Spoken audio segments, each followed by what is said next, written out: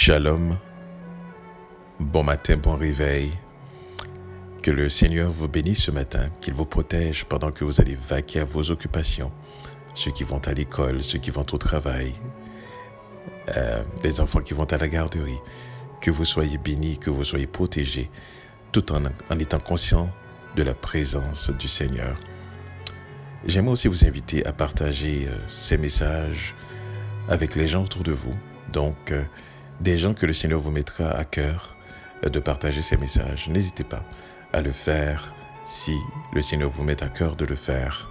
Car en le faisant, vous ne savez pas exactement le travail que vous êtes en train de faire.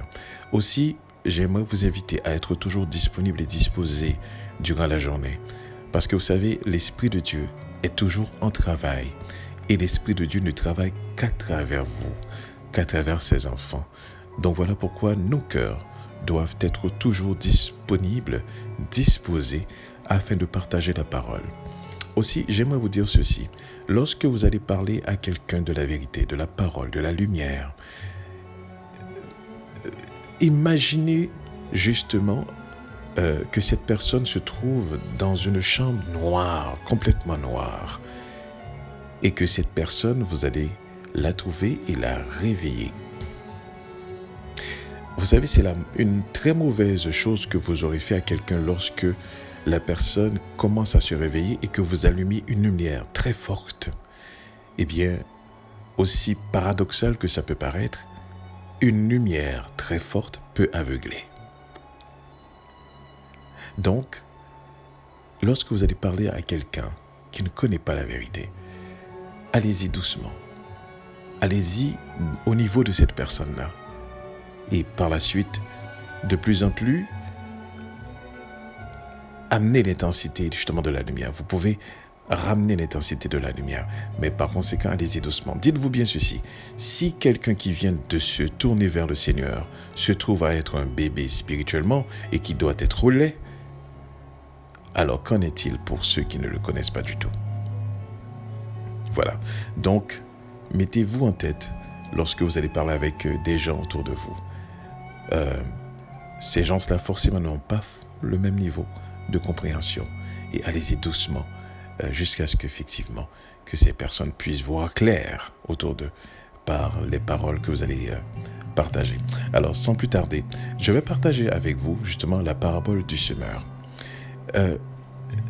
Avant même de commencer cette parabole qui se trouverait, qu'on va commencer dans Matthieu 13, donc à partir du verset 18, j'aimerais vous mettre dans le contexte. Le Seigneur justement s'adressait à la foule et il y avait les disciples, il y avait la foule. Et lorsque le Seigneur commençait à expliquer la parabole du semeur à la foule et aux disciples. Mais au verset 10, les disciples s'approchèrent de lui et lui demandaient « Pourquoi vous leur parlez en parabole ?» Ils ont posé la question parce que, eux autres, ils n'ont pas compris la parabole. Il n'y a pas de doute là-dessus. Mais aussi, la foule ne comprenait pas aussi la parabole. Puis le Seigneur leur disait, mais écoutez, il vous a été donné justement de connaître le mystère du royaume, mais pas cela. Curieux. Pourquoi le Seigneur aurait dit quelque chose comme ça? J'avais pas tellement bien compris. Et lorsque le Seigneur citait justement Isaïe, le livre d'Isaïe, où est-ce que Isaïe disait qu'ils ont des oreilles pour entendre mais ils n'entendent pas, ils ont des yeux pour voir mais ils ne voient pas, ils ne veulent pas voir, ils ne veulent pas entendre, de peur qu'ils comprennent et ensuite qu'ils se tournent vers Dieu et que Dieu les guérisse. C'est ce que dit le livre d'Isaïe. Et j'avais pas tellement bien saisi parce que je ne comprenais pas. Particulièrement lorsque Jésus disait, écoutez, à celui qui a, on lui donnera et il sera dans l'abondance, mais à celui qui n'a pas, on ôtera même ce qu'il a. Jusqu'à ce que hier, lorsque j'ai eu l'opportunité de parler avec une collègue, et on discutait ensemble, et puis elle m'expliquait comment, déjà au début de l'année, comment elle était épuisée. Elle a dit, mais je suis déjà au début de l'année, je me sens épuisé. Et là, je lui ai dit tout à fait le contraire. Je lui ai dit, non, peut-être c'est parce que tu es à la fin de l'année, c'est pour ça peut-être que tu te sens épuisé. Elle me dit, mais non, on est en janvier. Comment peux-tu dire que justement je suis à la fin de l'année? Et c'est là que je commençais à l'expliquer, basé sur la nomination des mois, les 4 derniers mois, donc septembre, octobre, novembre, décembre. Décembre qui se trouve à être le 10e mois, donc ce qui fait de janvier le 11e mois et ce qui fait de février le 12e mois. Alors, lorsque je lui ai fait voir cela, elle m'a dit, mon Dieu, je n'y avais jamais pensé. Puis là, elle me dit, James, pourquoi tu m'as fait réaliser cela? Qu'est-ce que je vais dire maintenant aux gens autour de moi? Qu'est-ce que je vais dire justement aux personnes avec qui j'ai l'habitude de fêter Noël en décembre, etc. Puis là, elle me dit quelque chose qui m'a fait réaliser ce que cette parole dans le livre de Matthieu dit exactement. Elle m'a dit, je préférais de ne pas savoir. Je préférais de ne pas savoir. Vous savez, quand vous faites réaliser quelque chose à quelqu'un et que la personne vous dit « je préférais de ne pas savoir », ça voudrait dire que, écoutez, cette vérité que tu es en train de me dire, elle va tellement changer les choses dans ma vie et que je ne suis pas prêt à ce changement, je préfère de ne pas savoir. Et c'est exactement ce que cette parole voudrait dire lorsque le Seigneur dit aux disciples qu'ils ont des oreilles, ils ont des yeux, mais ils ne veulent pas voir. Et il va ajouter dans les versets plus tard que leurs cœurs sont endurcis parce qu'ils ne veulent pas se tourner vers Dieu. Donc il y a certaines choses, certaines vérités évidentes que vous pouvez démontrer à quelqu'un, vous pouvez montrer à quelqu'un, mais la personne préfère quand même de vivre dans le mensonge. Pourquoi? Parce que, sachant cette vérité, ça va bouleverser toute sa vie. Ça va remettre en question beaucoup d'habitudes acquises. Donc, ça m'a permis de comprendre, moi, de mon côté, justement ce que le Seigneur disait à travers ces versets. Alors, le verset 18, Jésus parlait aux disciples et dit ceci. Vous donc, écoutez ce que signifie la parabole du semeur. Lorsqu'un homme écoute la parole du royaume et ne la comprend pas, le malin vient et enlève ce qui a été semé dans son cœur. Cet homme est celui qui a reçu la semence le long du chemin. Celui qui a reçu la semence dans des endroits pierreux, c'est celui qui entend la parole et la reçoit aussitôt avec joie. Mais il n'a pas de racine en lui-même. Il manque de persistance. Et dès que survient une tribulation ou une persécution à cause de la parole, il y trouve une occasion de chute. Celui qui a reçu la semence parmi les épines, c'est celui qui entend la parole, mais en qui les soucis du siècle et la séduction des richesses étouffent cette parole et la rendent infructueuse. Et finalement, il a raconté celui qui a reçu la semence de la bonne terre, c'est celui qui entend la parole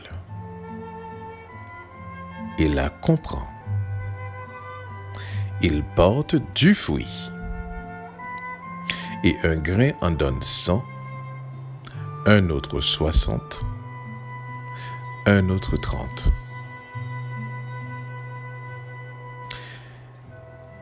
La parabole du semeur est l'une des paraboles importantes dans toutes les paraboles que Jésus a données. Parce que ça nous permet de comprendre plusieurs choses. Entre autres,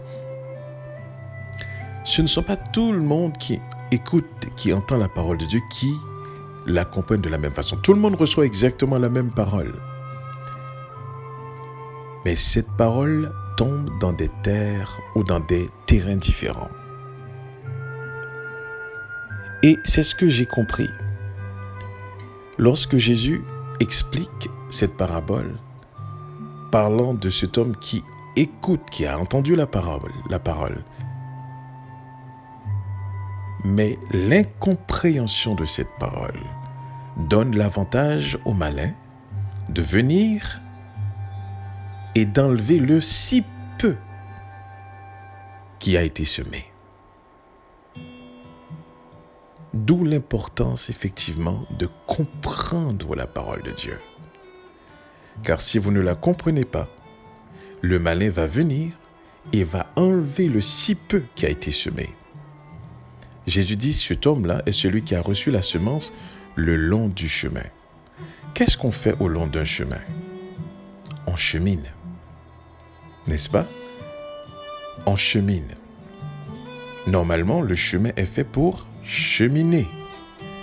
Donc, pendant qu'on est en train de cheminer et qu'on reçoit cette parole, eh bien, et que cette parole, on ne prend pas le temps, on ne s'arrête pas pour pouvoir comprendre cette parole, eh bien, dans le cheminement qu'on est en train de faire, le malin va venir et il va enlever le si peu qui a été semé, tandis que nous sommes en train de cheminer toujours vers notre perdition. Jésus dit, celui qui a reçu la semence dans les endroits pierreux, écoutez bien, parce que chacun de ces terrains ont une signification particulière. Celui qui a reçu la semence dans les endroits pierreux, c'est celui qui entend de la parole et la reçoit aussitôt avec joie. Un endroit pierreux, c'est un endroit où est-ce qu'il y a énormément d'obstacles. Un endroit pierreux n'est pas comme un chemin. Ce n'est pas un endroit où est-ce qu'on peut marcher, on peut cheminer sans problème. C'est un endroit plutôt où il y a beaucoup d'obstacles. Donc, dans ces obstacles-là, lorsqu'on reçoit quelque chose comme un soulagement, eh bien, on est content. Ça nous fait plaisir. Waouh, quelle différence par rapport sur le terrain sur lequel je me trouve. Ça fait une différence. Donc, c'est celui qui entend la parole et la reçoit aussitôt avec joie. Mais qu'est-ce qui arrive? Mais il n'a pas de racines. Effectivement. Dans les endroits pierreux, on ne peut pas planter, la racine ne peut pas s'enraciner, dirais-je. Alors, il n'a pas de racine en lui-même et il manque de persistance. Et dès que survient maintenant une tribulation, donc n'oubliez pas, on est dans un terrain pierreux, donc un terrain d'obstacles. Donc dès que survient une tribulation ou une persécution à cause de la parole, écoutez bien, la personne se trouve déjà dans un endroit pierreux. En écoutant cette parole, on dirait que cette parole vient de doubler les obstacles. Parce que déjà, tu te trouvais dans un terrain pierreux. Et maintenant, voici que survient une tribulation, une persécution à cause de cette parole-là. Et le Seigneur ajoute au verset 21, il y trouve une occasion de chute. Et par la suite, il dit, celui qui a reçu la parole, la semence, parmi les épines. C'est celui qui entend la parole, mais en qui les soucis de la vie et la séduction des richesses étouffent cette parole. Les épines, normalement, si vous avez déjà, peut-être il y a des gens qui n'ont jamais vécu en campagne. Vous savez, lorsqu'on parle de quelque chose qui est épineux, quand on dit quelque chose est épineuse, ça pique. Ça pique. Alors, il y a quelqu'un qui a reçu la parole parmi les épines. Donc, parmi quelque chose qui dérange, la personne est dérangée. Et par conséquent, La parole ajoute, mais en qui les soucis du siècle et la séduction des richesses étouffent cette parole.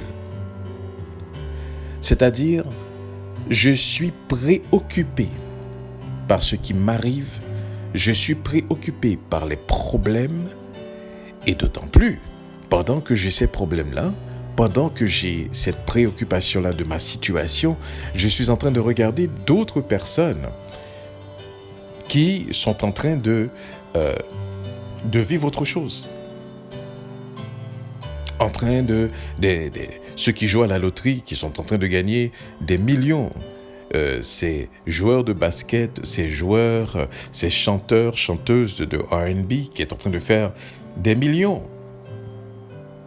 Ces personnes qui participent dans les jeux, par exemple à Polo d'Or, ici à Montréal, qui sont en train de gagner des milliers de dollars, des centaines de milliers de dollars. Donc je suis séduit par la richesse. Et qu'est-ce que ces deux choses font? Donc les soucis du siècle et la séduction des richesses. Pour cette personne qui a reçu la parole parmi ses épines, alors cette parole devient infructueuse. Donc, en un mot, la parole n'a pas d'effet. Ça n'a aucun effet.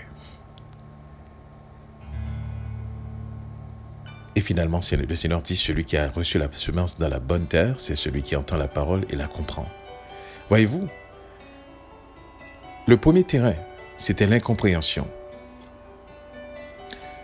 Le deuxième terrain, c'était les pierreux. Donc, c'était le long chemin, pardon. Le premier terrain, c'était le long chemin. Deuxième terrain, c'était les pierreux. N'est-ce pas? Troisième terrain, c'était parmi les épines. Où est-ce que la parole ne peut pas porter de fruit? Et le quatrième terrain, c'est que elle est tombée dans la bonne terre. Mais c'est quoi une bonne terre? Le Seigneur dit, eh bien, c'est celui qui entend la parole et la comprend. Prends le temps nécessaire pour la comprendre. La personne qui prend le temps nécessaire pour la méditer. La personne qui prend le temps nécessaire pour la prioriser. Eh bien, il dit à cette personne alors, il est donné de porter du fruit. Et un grain en donne 100. Un autre grain en donne 60. Un autre grain en donne 30. Selon la compréhension de tout un chacun. Plus vous voulez comprendre, plus vous portez de fruits. Donc, votre fruit sera à la mesure de votre compréhension. Mais ici, la compréhension, c'est quoi? On ne parle pas d'ici d'un mouvement intellectuel. Parce que si c'était ça que cette compréhension voudrait dire, alors on pourrait conclure que seulement les personnes les plus intellectuelles peuvent comprendre cette parole, et ceux qui ne le sont pas ne le comprendront pas. D'accord? Donc ici, il n'est pas question de mouvement intellectuel, il n'est pas question d'une compréhension humaine. Mais par conséquent, il y a une responsabilité humaine, celle de vouloir.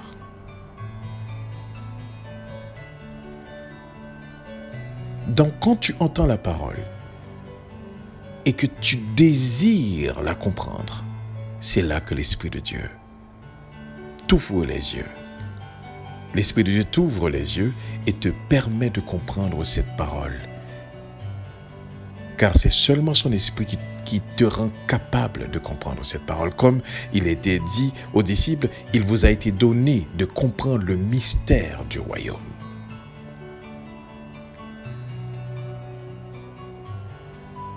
Donc, si nous voyons que nous ne comprenons pas la parole de Dieu, la première des questions que nous devons nous poser, voulons-nous vraiment comprendre? Parce que si nous voulons vraiment comprendre, il nous est donné de comprendre. Et la mesure, c'est-à-dire le désir de comprendre, La volonté de comprendre va être à la mesure aussi du fruit qu'on va porter. Plus on désire de comprendre, plus l'Esprit de Dieu nous ouvrira les yeux pour comprendre. Et que la compréhension de cette parole, elle est transformatrice. Ce n'est pas une compréhension intellectuelle. Oh, là, je comprends, Eureka. Je comprends et ça ne fait absolument rien, ça ne change pas ta vie. Non, cette compréhension amène un changement dans ta vie. Chaque vérité découverte, chaque vérité comprise est un élément de transformation. On change. On devient plus proche du Seigneur.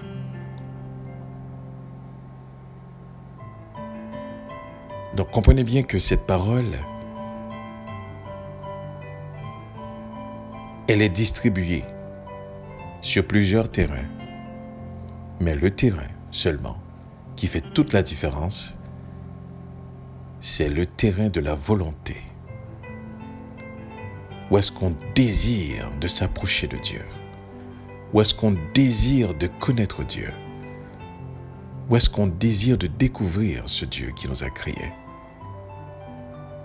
Et quand l'Esprit de Dieu nous voit avec ce désir brûlant en nous,